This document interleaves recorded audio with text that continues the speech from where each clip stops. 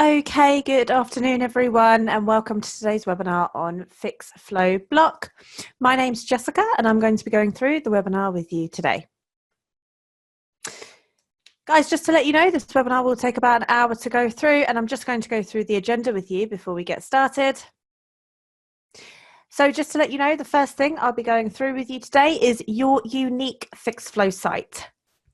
So essentially, guys, this is your leaseholder occupier side of the Fixflo system, where leaseholders and also occupiers of the system can report any communal issues and also any issues to do with the fabric of the building. It will be an introduction to that, and then we'll be jumping onto the agent side of the system, where I'll be showing you how you can create an issue on behalf of a leaseholder or occupier. Then I'll be giving you an introduction to the Fixflo Dashboard. This is a key feature on the Fixflo Professional and Fixflo Essential systems. I will then be going through an example of a full works flow on an issue. And finally, guys, at the end, there will be a live Q&A. So if you do have any questions, please do get them over to me. I'd be more than happy to answer them. Guys, just to let you know, I will be pointing you in the direction of some training material and resources throughout the webinar. We do have a help centre. To access it, you'll have to go to help.fixflo.com, where you'll be able to access our training content and also videos. Here, you'll be able to find a wide variety of articles and videos in order to help you get fully to grips with the system. If you cannot find an answer on our help site, then please do email us. The email address is support@fixflo.com, and we'd be happy to answer any of your questions. If anything at all is missing from our help site, then please let us know, and we'd be happy to add the article or video to there. Guys, we do have other webinars available as well. There is one on the introduction to Fixflo Professional and Essential system, and this is for our lettings product. If you have a lettings product and you'd like to know more about that, then you can always jump onto that webinar. They run every Tuesday and every Thursday at 11 AM. The second webinar after this webinar is the Best Practice Top Tips and Tricks webinar. It is based on a lettings product. However, it may help you to get up to date with how you can promote the system to your leaseholders and occupiers, how you can keep your system information up to date and why this is important, as well as going through your settings and how to best search on Fixflo. If you would like to sign up to this is every Wednesday at 2 PM. It is live, and we'd also be happy to send you a recording if you wish. So please do let us know if you're interested in that. The other two webinars, so the third one here is What's New at Fixflo. This goes through all the updates we did the month before. There are 2 releases a month on Fixflo, so there are constant product changes, making the system the best it possibly can be. And if you'd like to know what they are, then please come to that webinar. Finally, Ask an Expert, which runs every 2 weeks on a Wednesday at 3, where you simply come with all the questions that you have, and we will do our very best to answer them. We come with no pre-prepared material to that webinar. Guys, finally, also marketing material. This is available on our website, www.fixflo.com, where you can find ebooks, etc. Guys, as mentioned before, there will be a live Q&A at the end of the webinar. So if you do have any questions, please get them over to me, and I'd be happy to answer them. Okay, fantastic. I'm now going to go on to the leaseholder occupier side of the system. And just to let you know, this is a place for your leaseholders to report maintenance issues, whether they reside in the property or not. It can also be linked out to any occupiers and subtenants who reside at the property or in one of the units. So just to let you know, the system I'm on is csblock.fixflo.com, and this is essentially my unique URL, where if I was to have leaseholders, subtenants, and also occupiers, this is where they would come to report maintenance issues. Just to let you know, Each system has got their own unique URL, and this is what you should be telling your leaseholders and occupiers, as this is where they should go to report any maintenance issues. As mentioned before, we do have a second webinar, Best Practice Top Tips and Tricks, where we will cover promotion. And we also have a recorded webinar of this available on help.fixflo.com. Promoting the system out to your leaseholders and occupiers will increase the usage of your Fixflo site and should hopefully help to reduce any phone calls and also emails. Guys, just to let you know, this is a white labeled product. So although I've got the Fixflo logo and color scheme throughout my system, you guys will have access to update this and add your own logo and color scheme, so it won't look like it's come from a third party. Also, this is a cloud-based product, so please, when speaking to your leaseholders and occupiers, you can let them know they can report maintenance issues using any device. For example, they may want to report using a mobile phone, a laptop, or perhaps an iPad. The system also comes in over 40 languages, with the language tool sitting here on the top left-hand corner of the system. You can see the top 3 languages here. These are customizable depending on your leaseholder and occupier base. And people can also click here on English UK, where they can see all the other languages appear. So, for example, if you had a leaseholder or an occupier who was Spanish, they could click here on Spanish, where you can see the entire system will then convert into Spanish. They can report the maintenance issue using that language, and everything will get translated back into English for you. So as you can imagine, this can really help you to overcome any language barriers you may be facing. Scrolling down, there is a welcome message here, and this is fully customizable, so you can change this as you wish. So guys, this is a block demonstration. So on Fixflo Block, this is a place for your leaseholders, occupiers and subtenants to report maintenance issues, which are communal and also to do with the fabric of the building. When reporting maintenance issues, they can use this little search bar here to search out the issue. Alternatively, they can use these icons underneath to drill down and let you know exactly what the maintenance issue is. Just to let you know, you can add and remove these icons as you wish to make it a more simple system if you'd like to. When reporting maintenance issues, there is some guidance and advice that you can add to your system. And this can help occupiers when perhaps reporting emergency issues. So as an example, if I was a leaseholder or occupier now reporting an issue such as a leak, I may click here on leak, where you can see that now I am drilling down to let my block manager know exactly what the maintenance issue is. So there are 2 options here, leak from an adjoining flat or unit and also other.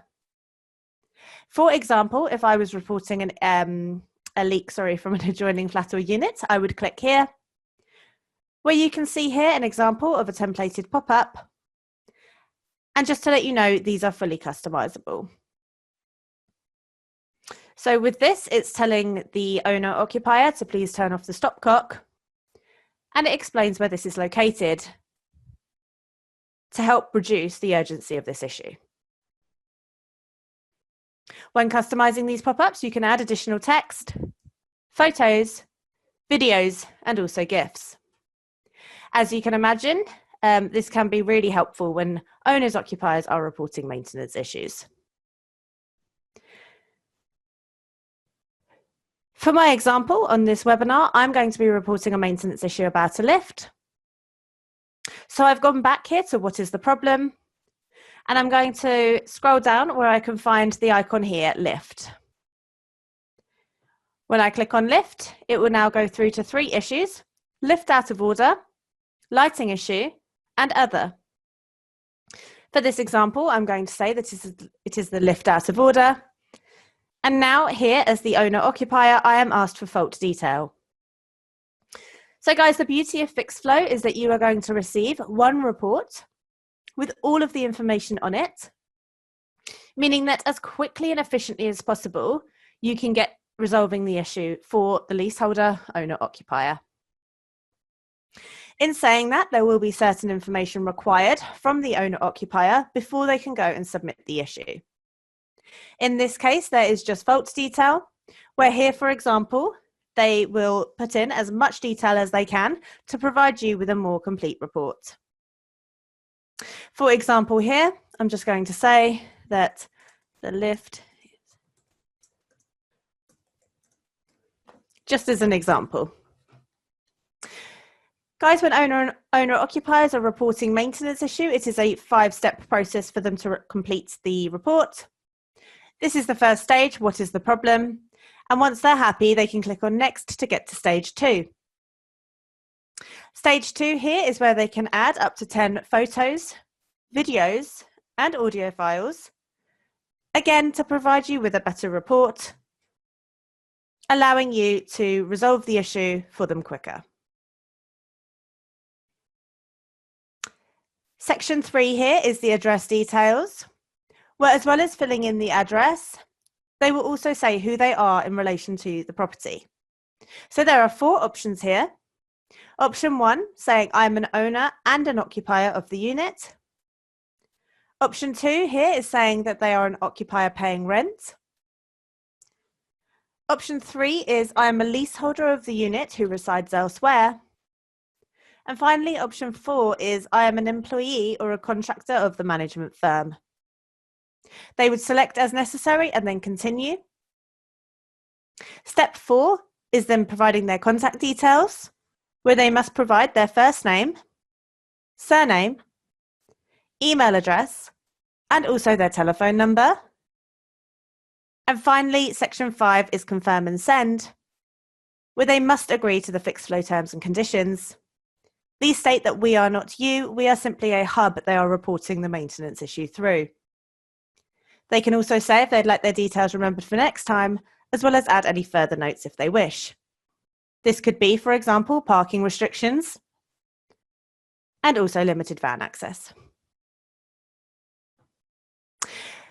Guys, that was just an introduction to the leaseholder occupier side of the system. We do have a full 10-minute video if you would like to check that out. This is available on help.fixflo.com, where you'll be able to find the video library and go to the block videos. For now though, I've logged in now as the block manager, where I'm going to focus the majority of this webinar here on this side of the system, as you really will get the most benefits from here.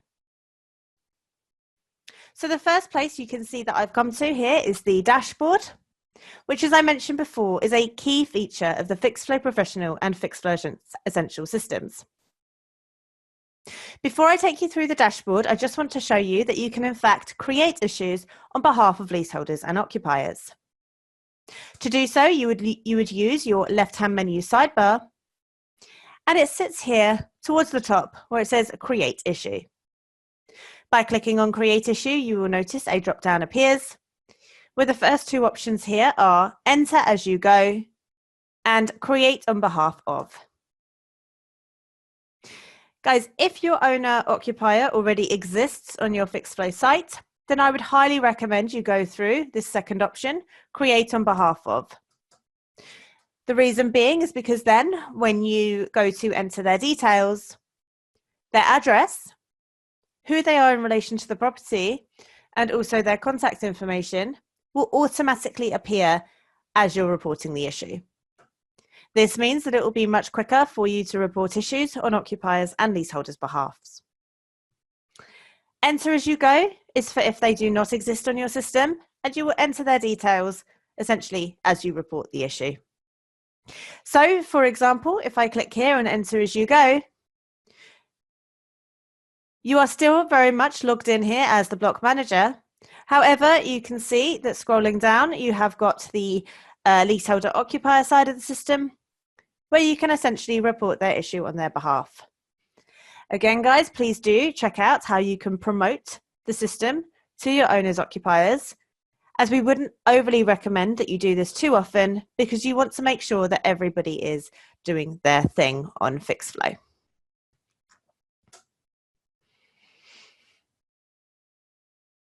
Okay, perfect. So what I'm going to do now is go to the dashboard, where I'm going to give you an introduction as to how you can use the dashboard. The reason it's a key feature is because it will provide you with full visibility of everything going on your Fixflo Essential or Fixflo Professional system. And just to let you know, I am now working off the default dashboard in this demonstration. I will show you how you can flick your dashboard back to the default panels if you do like this demonstration and think that that would be more helpful for you. Any new agents who are added to your system will be provided with the default dashboard. And if, for example, you're relatively new to Fixflo, the chances are this is what you are working with. You may, however, have customized it. And again, I will show you how you can just simply put everything back to the default very easily if you wish. So the dashboard is made up of 12 panels, and the default dashboard is has 8 of those panels essentially active with information on them. In order to customize your dashboard, you will need to scroll down where you can find a blank panel, and you need to hover over that panel where you can see on this panel, for example, it says click to add a panel. So if I click on that panel, it will come up with this pop-up here where it does say select a panel. Now, I would recommend that when you have some time to use this menu, to use this scroll bar here on the right-hand side of this pop-up to scroll through and see all of the different panels available to you, which you can select.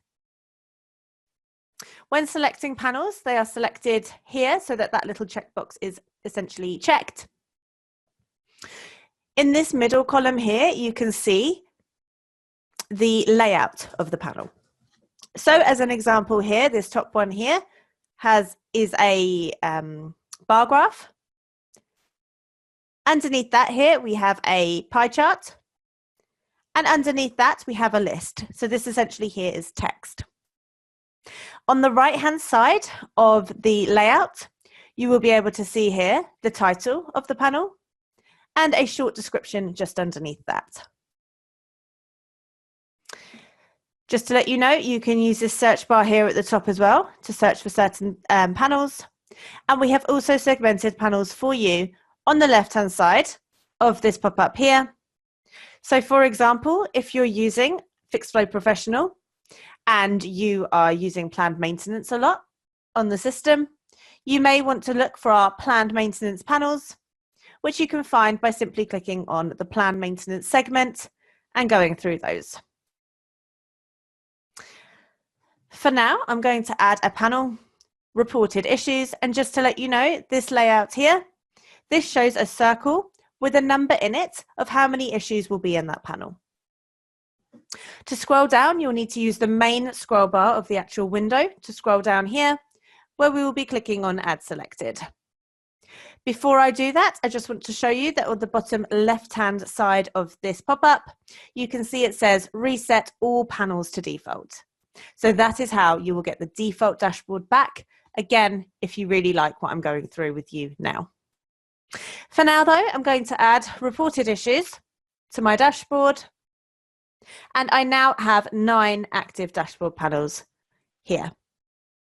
Guys, you can move dashboard panels around as well if you like. So for example, what you would need to do if I'm going to move reported issues, you will need to hover over that panel. You want to go towards the top where these 4 arrows point away from each other, where you want to pick up that dashboard panel, and you can then move it from one place to another. So I've just moved reported issues underneath the panel reported issues to do. Now, reported issues to do is on the default dashboard, whereas reported issues is not. And I just want to explain the difference between the two, as this is something that can cause confusion. And we also do say that reported issues to do, guys, should be your first to-do list on your dashboard. What's the difference between the two? So the difference is all to do with the reminder date, which sits within each and every issue. Guys, just to let you know, with Fixflo Professional and Fixflo Essential, this allows you to do end-to-end management of a reported maintenance issue. This means that each issue essentially will go on its own little Fixflo journey, and it will go from one issue status to the next as it gets progressed until it is completed and ready for closure, and then you can close them down. The first issue status of any reactive issue will always be reported, so this should always be your first to-do list. So if I go to my reported issues to do and click, for example, into this number 53, I'm going to click into this issue here. Now, guys, this is an issue to do with a sky dish, which is not working. And here, for example, if I scroll down, you have got your next steps here. Now, the only way to move the issue from a reported issue onto another issue status, you would need to use the workflows here to update that issue status. The issue status sits up here at the top of the page. But for example, with this sky dish not working, what I may want to do in this example is click here onto the comments tab. Now, guys, please bear with me because I'm going to go into a bit more detail about comments shortly. But if I go into comments and scroll down, here what I may want to do is I may want to send a message to the reporting occupier, Molly Hill, and say something along the lines of,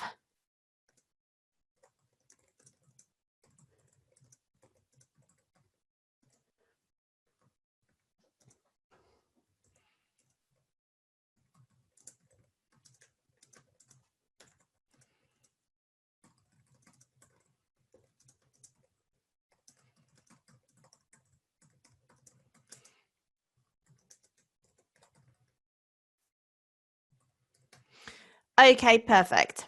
So in this example, I'm going back to the leaseholder occupier and I'm just asking them, have they tried resetting their TV, or asking a neighbor at all if they're experiencing the issue.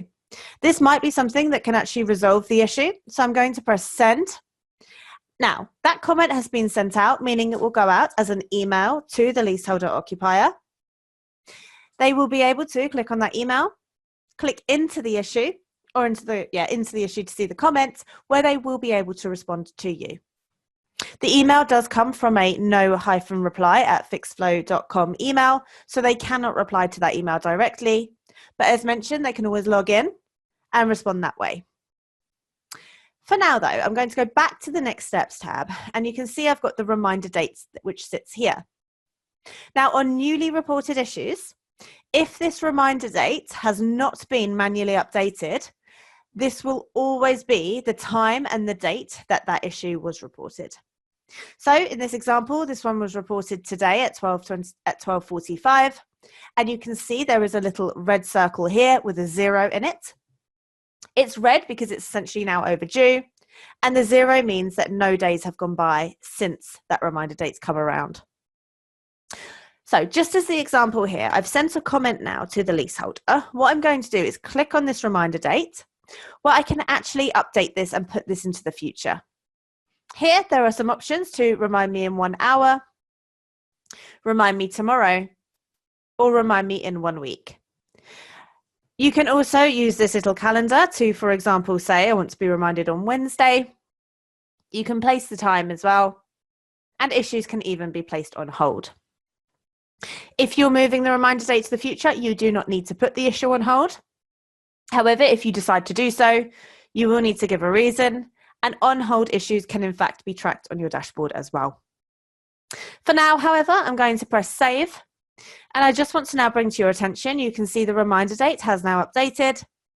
That red circle has turned green because this is no longer in the past, it's now in the future by 5 days. You can also see that the issue status, guys, has not been updated. We have not used a workflow. All we've done is send a message and update the reminder date. So this is still very much a reported issue. However, because the reminder date is now in the future, I can click onto my dashboard here, and you will now notice that the reported issues to do has clocked down from 53 to 52, whereas my reported issues have stayed steady at 58. So reported issues to do, guys, is all of your reported issues which have a reminder date of the past. So it could be today's date in the past or a past date. Any reminder dates in the future will not be in your reported issues to do, and they will come back into your reported issues to do once that reminder date has come back around. If you did send a note, guys, through the comments section, if the occupier or leaseholder was now to respond to the block manager, you would receive an email about that. Here you've got your unread comments, which would have a notification in it. And also the default dashboard actually tracks comments recently received. So it's impossible to miss. And also, if they don't reply, that issue will come back into your reported issues to do in 5 days' time. That means that the issue can simply not slip through the cracks. Reported issues, however, is all of your reported issues. It doesn't take into consideration the reminder date. It's not actually included on the default dashboard. And to be honest, it's not really needed as long as you're working through your reported issues to do and you're feeling comfortable with that reminder date. So for now, I'm going to remove reported issues. To remove a panel, you would simply need to hover over it like this, where you can see a little X in the top right-hand corner. If I click on that X, that panel will now remove for me, leaving me a blank panel. Guys, I would say to keep your dashboard rather minimal and actually understand all of the information coming out at you rather than having 12 full panels that you don't fully understand. It's always better to make sure that what you're seeing does make sense to you and it's something that you're in fact using. So that's covered reported issues to do. And as I've mentioned, guys, this is your first to-do list. Your second to-do list here, guys, is issues requiring attention.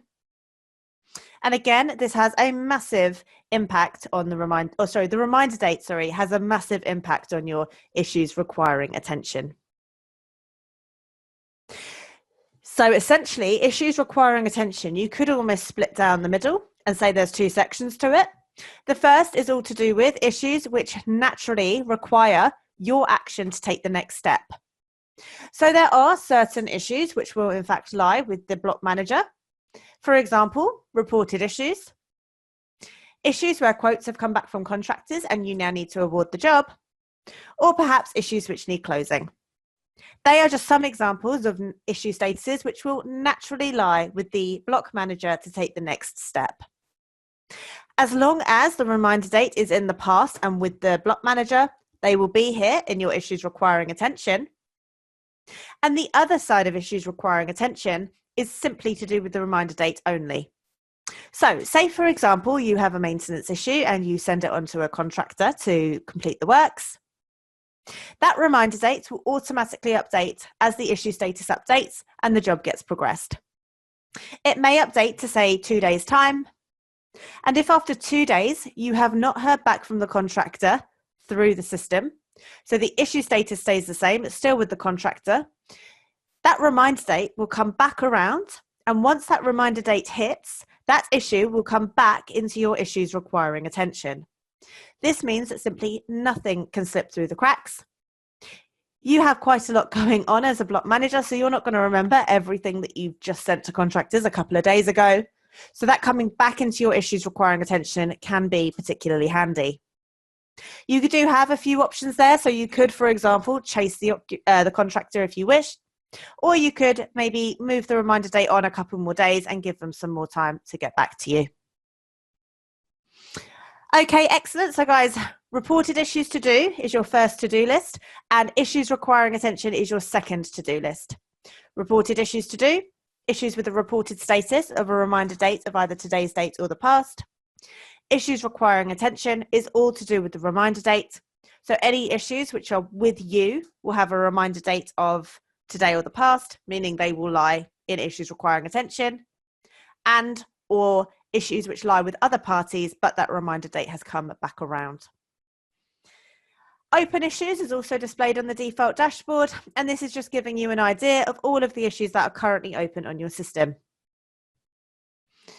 Now, guys, issues requiring attention, that being your second to-do list, this can be a bit of an overwhelming number. So here I've got 116. This can seem like quite a lot, and it's almost like, where do I start with this?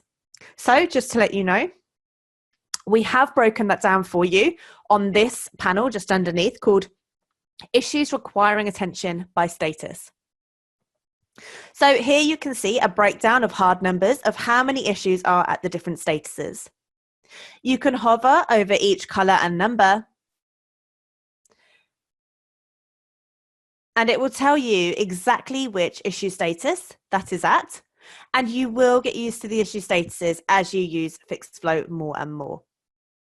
They do work in some form of order, starting with reported up here at the top left, going all the way through down to the bottom where these 8 are jobs completed, ready for closure. Guys, any jobs that need closing on your system, please do close them down. You want to make sure the visibility on your dashboard is in fact correct. And if 8 of these were closed, this number 116 could actually go down to 108. Again, these things just make it more manageable. Now, as well as viewing issues requiring attention by status as this color grid, you can view this in other ways as well, which you may find helpful. So, for example, you could view this as a pie chart and also as a bar chart. So I'm going to add to my dashboard now issues requiring attention by status, but as a bar chart. When I do so, you will notice here that the issue statuses actually show on the dashboard without you needing to hover over this panel. Now, some people do find this slightly more helpful than this color chart. So if you do, that's no worries at all. You can always add it and have both of them, or change this one to a bar chart instead. You can also hover over these to see them more clearly. And the numbers do appear here on the left-hand side as well. Also on our default dashboard, guys, we have got comments recently received, and this is showing all of the recently received comments. Comments is a key feature on your systems as well, so I will be going through that in some more detail shortly. You've got your recently progressed issues here as well. This will also include closed issues, as you can see, and the reminder date will actually show on the right-hand side, not as a date, but instead as a circle with either green or red, depending if it's in the past, it will be red, like these ones here, and the number of days either in the future or overdue. So for example, this one here was actually due 5 days ago, and this one was due 6 days ago. These two here are both due today. You've got your quote submitted and also your jobs awaiting invoice. And the reason for this is because this is part of the workflow that's often used. And you can always remove them if you're not using that. Okay, guys, scrolling up, the final thing I want to mention about the dashboard is the fact that you can filter out each panel if you wish. So if you look at the top right-hand corner of all of the panels, you will notice there are 3 little people, a globe, and 3 little dots. Now, just to let you know, this is showing you both whose issues you are viewing on a per panel basis, and also which issues you are viewing.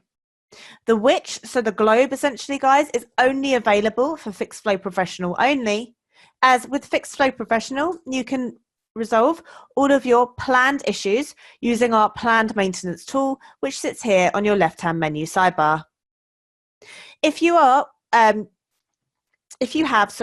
Fixflo Essential system and you're actually interested in managing all of your planned maintenance via Fixflo, please get in touch and we'd be very happy to go through your system with you and upgrade you to professional if that's something you would like.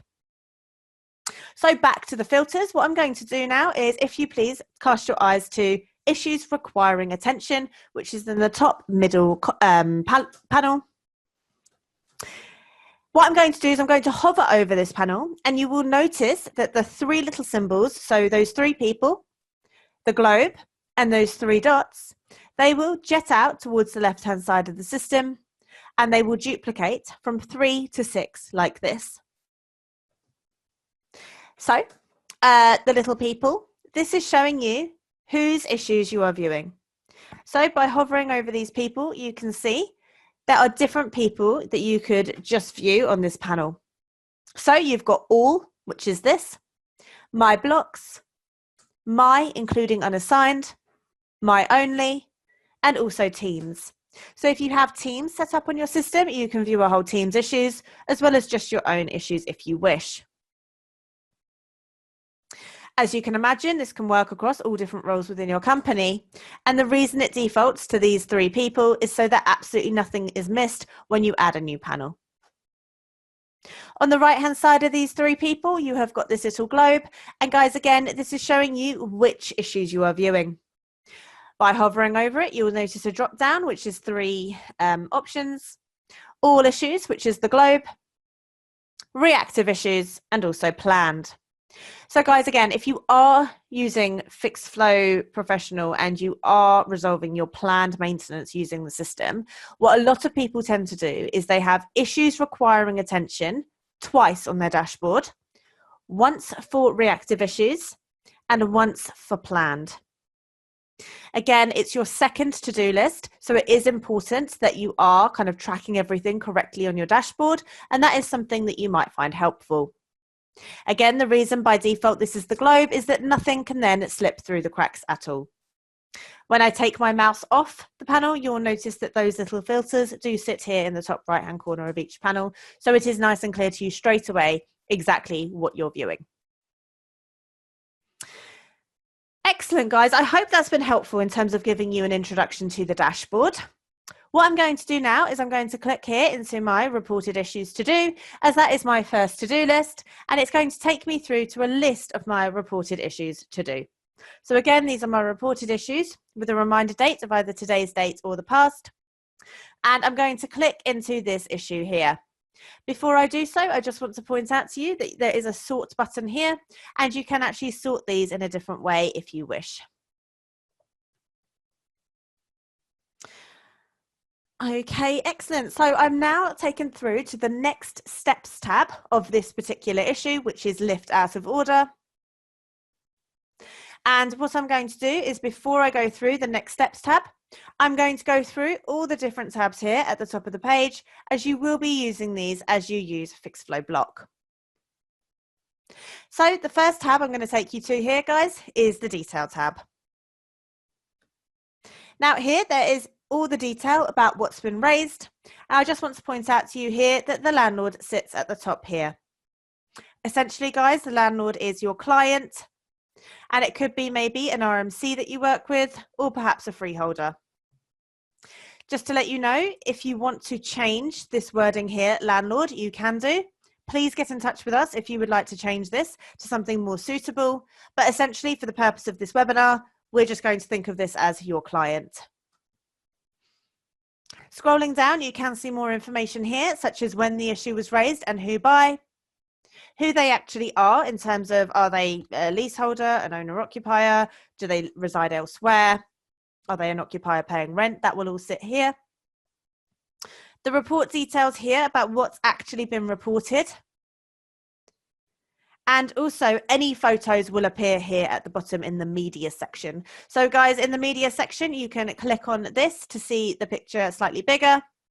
And also, if you would like to add any issue photos or documents, or perhaps instruction documents now, you can do all of that here within the media section on the detail tab. Next here, guys, we have got the comments tab. Now, I know I've gone into this in some slight detail before, but I'm just going to go into a little bit more here. So essentially, guys, this is where you communicate with all parties to do with the issue, and it will centralize all communication for you.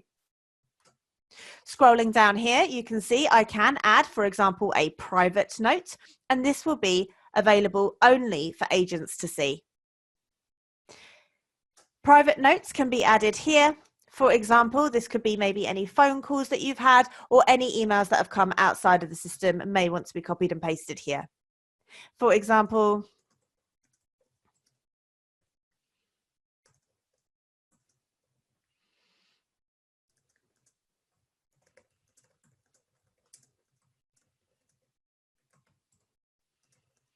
this is just an example, but once I've pressed save, you will now notice that that has been added.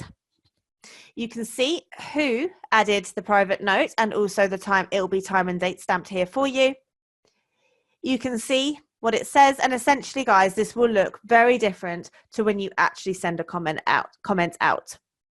To send a comment out, rather than turning on the private note, you will use this send to section here, where, as you can see, you can send a message to all, so everybody, the occupier, who also shows here as the leaseholder, and also the landlord. As you add, for example, contractors to the system, you will be able to send messages to them as well. So, for example, I may want to send a message to the occupier saying, "Hello, David.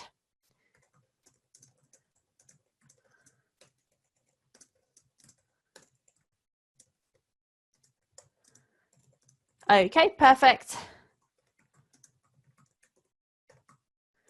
This is just an example, obviously, guys. So I'm just sending that message here. And you'll notice now that the private note is essentially on like lined paper and it's all the way across the screen. Whereas the little message that has gone out to the occupier here goes out in this kind of format here. So it does look slightly different. Again, it's time and date stamped here. And you can see who it went to as well. Guys, just to let you know, you can send messages to different agents as well.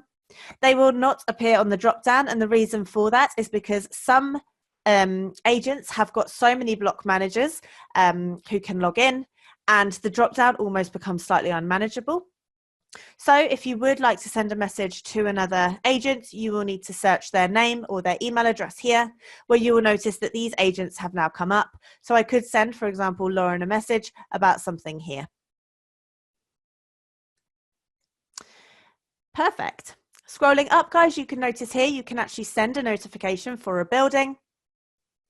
And this can now go out to all occupiers and also leaseholders to let them know about something. For example, with this, you may want to say, hey guys, we are aware the lift's broken. We will be getting it fixed on Tuesday, for example.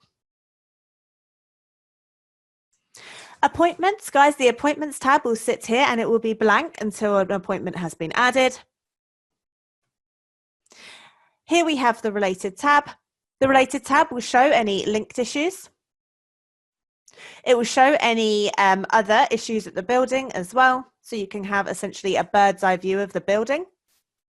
This should also highlight to you why it's so important that all issues do come through Fixflo. Scrolling down here as well, you've got any interested people, and finally assets. Guys, you can add assets and also import assets onto your block system, where you can actually put reactive works as well as planned works against assets. So essentially you can see how many issues have been in total against assets. So that is possible, and please again get in touch if you would like to know more about assets or import your assets onto your system. On the documents tab here, guys, this has any documents to do with this issue and this issue only. So this is the same document which sat in the media section. To add any documents, again, you will need to click here on the detail tab, scroll to the bottom and go to the media section. Assignment, this is where you can reassign the maintenance issue to another agent or team. So, for example, here, I may want to assign this to the block manager. Before I do so, I just want to show you that this information here at the top of the screen will display no matter which tab you are in fact in. So what I might do is I can see that this is an unassigned issue. I may want to assign it to the block manager who I'm logged in as, and then press save, and you will notice that that now has updated and it shows at the top of that page.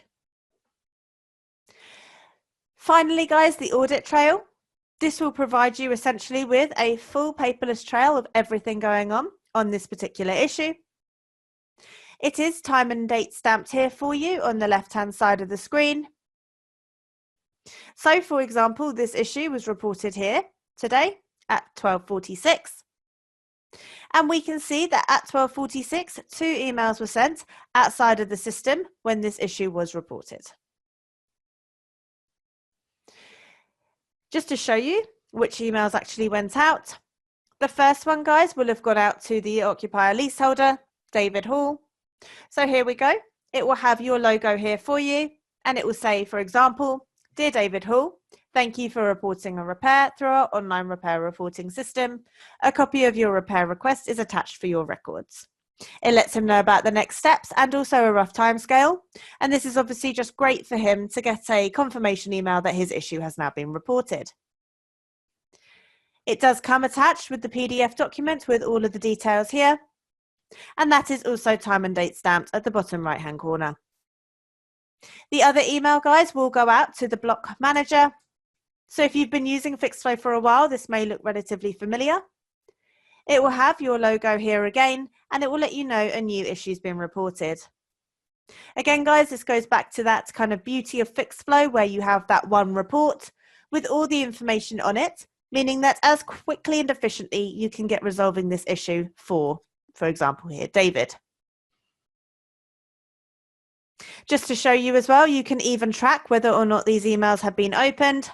As you can see, the status of these two was opened, whereas the comment notification that went out to him is in fact just showing sent. So sent means it hasn't yet been opened.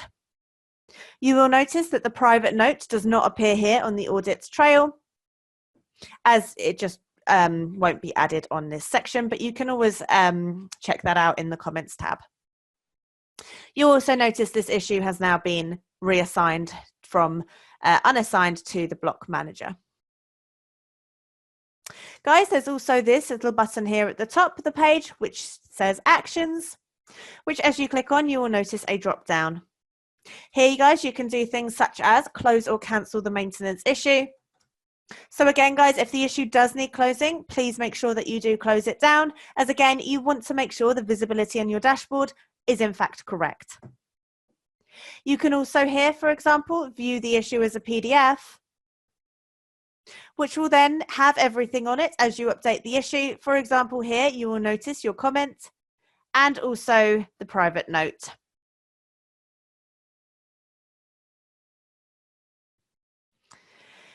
Excellent, guys. I'm now going back to the next steps tab. This is where the issue will get resolved. Your next steps sit down here, but before I go through that, I just want to go through a bit of the information up here at the top of the page. So here, guys, you have got the IS number, and this is what will automatically be given to any new issue when the issue is reported. It is unique to that particular issue. You have got the issue title here, and here you've got this little it looks like a little block which actually shows you that this is an issue for the communal area linked to a building. Just to let you know, you can in fact click here on this little edit button where you can edit the issue title and also change it to a private area if you wish to show it's a demised issue. Underneath that, we have got the building, which you can in fact click into to see all the details, where you can add site-specific information. You can see some of this here, and this even includes a Section 20 limit. Guys, this can be added on Fixflo, and if you would like more information on that, please do reach out to us. Underneath that, guys, we have got the issue status. Now, guys, the issue status is key on Fixflo. As I've mentioned, this is end-to-end management of a reported maintenance issue. And the issue status really is going to give you a really good insight as to where the issue lies within that process. We know reported is the first issue status of any reactive issue. So just looking at this now, I know that the issue is at the beginning of the workflow. Nobody has yet taken the next step to resolving this issue for the leaseholder occupier. Next to that, we've got who the issue is assigned to, which I showed you earlier, and that can always be amended using this assignment tab here. Now, guys, as well as the issue status, you're going to want to look here at the reminder date. So that again will give you an indication as to where when the issue needs to get progressed. And also who the task to do lies with. So underneath the reminder date, you'll see everybody currently involved with the issue. And you'll see here the task to do in fact lies with the agent. So with this issue, I know it's reported. I can see the reminder dates today, so we need to get on with this issue today. And I can see that the task to do lies with myself here as the agent. Scrolling down, just to let you know, The next steps sit here on the right-hand side of this next steps page. There are 4 next steps, and before I start taking you through one, I'm just going to give you a quick explanation as to all of these. So this first one here, guys, is request landlord advice, which you can obviously do if you like, and that's going through to your client. So it could be, for example, an RMC or the freeholder. Just to let you know, you can set up works authorization limits so that you don't actually need to take this step, making it much quicker for you to get the issue resolved. And I will show you the works authorization limits shortly. Underneath that, we have got instruct works, and I'll be going through that with you in just a moment. Next here, guys, we've got request quotations, which is where you can request quotations from 1 or more contractors. Once the quotes have come back, you can either send off for approval to the landlord, to an external user, or you could approve the works yourself and award the job. Also, finally here, guys, we have got allocate to an external user. So an example of this may be sending it off to an insurance company, or perhaps if it was a demised issue, you might send it off then to the property manager at perhaps a lettings company. External users essentially are separate from the system, so not a contractor, but it allows you to get it out of your workflow and to know that somebody else is now dealing with the issue so that it is in fact getting progressed. If you go through allocate to an external user, absolutely everything will be dealt with using the comments tab. For now though, I'm going to click here on instruct works, where we can now instruct the works to a contractor. Before I choose the contractor that I would like to send this off to, you will notice that there is some information to fill out on this pop-up here. So first of all, guys, you can add a works authorization limit. You will notice that my section 20 limit does pull through here. And again, if you would like to know more about section 20, please just get in touch with us. Works authorization limits you can set up on a landlord basis and also even on a per user basis as well. So on your user roles, you can set up a works authorization limit if you wish. If they're set up, they will pull through here, but you can also add them at the time. Next here, guys, we have got works due by. With works due by, you can say here that you would actually like this to be completed by perhaps 1 week's time. If you wish to, you can add instruction documents and also instruction notes, but this is both optional. Underneath here, guys, we've got health and safety documents, which can be added on a per issue basis. In order for this to pull through, you'll need health and safety documents added to your system. They will need to be added here within setup. By scrolling down, you'll notice there is a document library. If you have added health and safety documents there, then you will be able to add health and safety documents on a per issue basis. So payment, guys, so who's paying for the work? This can be amended using this drop down here. And you can also use cost codes if you are using cost codes within your system. Invoice, guys, so here, this is who the invoice will be addressed to. You can change this using the drop down, and just to let you know, you can preset this on a default basis by clicking here on Agency Admin Settings. We do go through this in the next webinar, Best Practice Top Tips and Tricks, but it can also be changed on a per issue basis if you wish. Once happy, you would click on Proceed to Next Step, where you will now come up with your contractors. Guys, just to let you know, you have got your contractors here, and you can also have managed contractors if you wish. This allows you to essentially manage their works for them, putting in times and dates. And if you are interested in having managed contractors for perhaps internal contractors that you work with, please do let us know. And again, we'll be able to add that to your system. So just get in touch. On my All Contractors side here, you can search for contractors using the search bar. And underneath here, you can see all of the contractors appear. There is some information about the contractors here on the right-hand side of the system, so I'm going to go through that with you, and we're going to focus on Otis Lifts, Jerry Smith, for this example. So here, each contractor has got a star rating, and this is internal, and I will show you where this is added later when we go to close the issue. But just to show you, this pulls in here, and you can see how many agents have in fact reviewed that. So Jerry's been given a 5-star rating by 5 agents, so we know he's good. You can see how many jobs each contractor has been awarded with this number here next to this little medal here. So for example, Jerry has actually been assigned 11 jobs at the moment. You can also manage all of your contractor certification using the Fixflo system. We do have a webinar on that on our Fixflo video library, which is available on help.fixflo.com. So if you are interested in managing your contractor certification, please do have a watch of that webinar. It is based on a lettings product, but it is exactly the same on block as it is on lettings, so that will work fine for you. And just to let you know, this will pull through onto this system, onto this section, of the system, like it has here, where it will pull through, like a traffic light system, going from green, which means valid, through to amber, meaning at least one certificate is soon to expire, through to red, which means at least one of their certificates has in fact expired.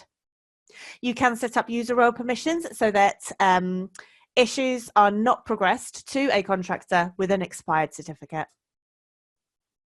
Here you can see that this contractor is actually assigned to this building, so that's all possible to do as well within the contractor profile. And we can even see that this contractor is in fact a favourite of, it will either be the landlord or the agency, and in this case here it's the agency. The symbol is the same with both, you'll just simply need to hover over to double check.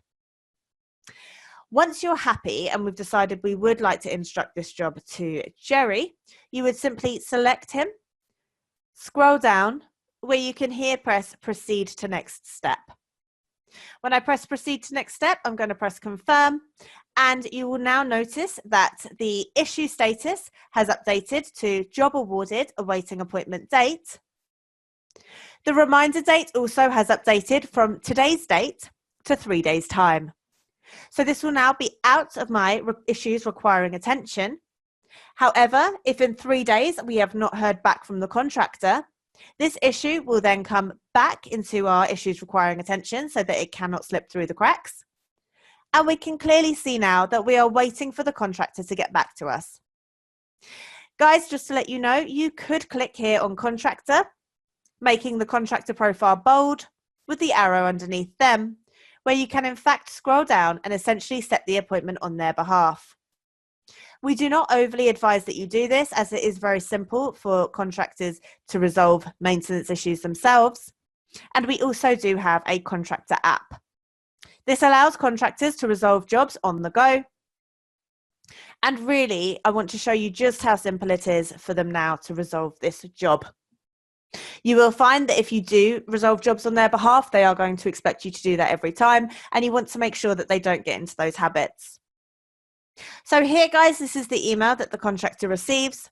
Again, it will have your logo here, but this example says, Dear Jerry Smith, you have been allocated a job. Please advise the time and date for when the work will be undertaken. Where they can scroll down, and you can see here it says enter job start date, where they can in fact log in to start resolving the job. When a contractor logs in, guys, it does look similar to your system, but slightly more limited. Where you can see here, there's the appointments tab. The appointments tab is blank until appointments have been added. There's the comments tab, where they can send messages to the agent and the agent only. There's the detail tab, with all the detail that the contractor will need to know about in order to progress the job. And finally, the next steps tab. Next steps really here is to set an appointment date. However, just to let you know, they could bypass this by marking the job as complete here, providing a quote instead, or in fact declining the job. In this case, I'm going to click on set appointment date, where this little pop-up appears asking them to set the appointment date. Here they must provide an appointment date using this calendar drop-down. Appointment time could be any, at, before, after, or between, so they can get more specific. And if they wish to, they can send themselves a calendar invite. Once happy, they can click on Save Appointment Date. And then essentially the contractor would go ahead and do the work. Just to show you, in the Appointments tab now, that appointment is showing there. And they can, in fact, cancel this if it's no longer appropriate and add follow-up appointments as well. In this example, I'm going to go to the next steps where I'm going to now mark the job as complete as the contractor. By doing that, you will notice here a pop-up appears where they add job completion details. The job completion date is in fact required, and that is automatically generated based on the date they gave before. The job duration, this is optional. You can make this mandatory if you'd like to within your settings. Again, that will all be covered off for you in the Best Practice Top Tips and Tricks webinar. Feedback to agent is optional, as are completion photos and documents. As you can imagine, this is particularly helpful for planned maintenance events. Invoice method, guys. So there are 4 invoice methods by default, but again, these can be narrowed down in your settings. So there is invoice not required, invoice sent outside of the system, upload invoice, or create invoice within system. With this example, I'm going to click create invoice within the system, as I do want to show you this functionality. And then I'm going to click here as the contractor now, mark as complete. Once they do that, this pop-up will appear, asking them, are they sure? Once happy, they can click confirm, and it will then take them through to a pop-up where they can create the invoice. Guys, this is very easily done here. So the invoice date and due date pull through, but they are both changeable. They can, in fact, add their invoice number if they wish to. Scrolling down, they can add comments, as well here as contractor costs. Contractor costs are split between labour, materials and other. They can provide a description, the quantity, the unit price, and as you can see, VAT adds for them. They can add additional rows if they wish.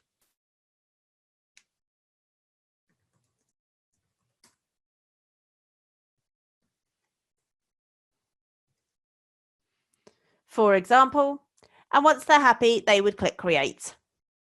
Once they've clicked create, they can click here on job costs and invoices. They can scroll down where this PDF document has now created for them. It will have their logo at the top here, and you can see it's got all of the details here, including a payment slip. Guys, that is it on the contractor side of things. If contractors do need any help, they can check out our help site, and their section of it is available at the bottom of the help site, help.fixflo.com, and it's called contractor-help.fixflo.com. For now, though, I'm going to go back in as the agent, where we're essentially going to finish off this workflow. Before I close the job, you'll just notice that you can, in fact, ask leaseholders for feedback. Again, this is all changeable or customizable even, within setup. And I am going to, in fact, add this feedback for them. So by clicking on feedback here, they are asked if the issue is now resolved. They can say yes or no. And if they say no, they will need to provide a reason as to why. They can review the contractor on their recent visit. This is not what pulls through to the contractor side of things on that little star rating. I will show you that very, very shortly. And they can say whether or not they're happy with the repair service and if it was acknowledged within good time. Once happy, guys, it is now done and it is now ready for closure. The whole workflow has now progressed and gone through, and the issue status is now job completed, ready for closure. The reminder date is back to today's date, as this is an issue back in your issues requiring attention, because it's for you now to close the job. The task to do, you can see, sits with you, and you can close the issue here. If I click on close issue, it will now take me through a few steps to close this issue, starting with a close reason. Close reason, for example, here is works completed, and I can provide close reason notes if I wish. Scrolling down, they can send an FYI. You can send an FYI to the occupier, the landlord, the contractor, and leaseholder sits here as well. And you also here have another email address altogether. Please be aware that if you do choose to put an email address in here yourself, that will include any private notes. This is the internal contractor rating. So guys, this is what will sit here, and this is what will pull through on the contractor side of things when you're either requesting quotes to them or you are instructing works. And finally, guys, if the invoice was either uploaded through the system or created through the system, you will be able then to forward on the invoice to another party, including a whole nother email address here. Once happy, guys, you can click close issue, and you will now notice the issue has closed. The issue status is in fact closed, works completed. There is a feedback tab here as well. The issue can be easily reopened by clicking here on actions and reopen issue. And finally, guys, comments can still be sent through a closed issue. Guys, if you need any help at all, please check out Need Help, which sits here at the bottom left-hand corner of the screen, where you will be able to ask your questions, search our articles and videos, and also contact us as well. Please have a look before you contact us. And again, if anything is missing, please do let us know. Perfect, guys, we've come to the end of the webinar. I have noticed that there have been no questions come through as of yet. If you have any questions, please let me know. And please remember to check out our videos to brush up on absolutely everything Fixflo. Again, it's help.fixflo.com, or simply use this Need Help widget. Guys, it's been a real pleasure showing you the system this afternoon. I hope you have a lovely rest of the day, and thank you so much. Bye-bye.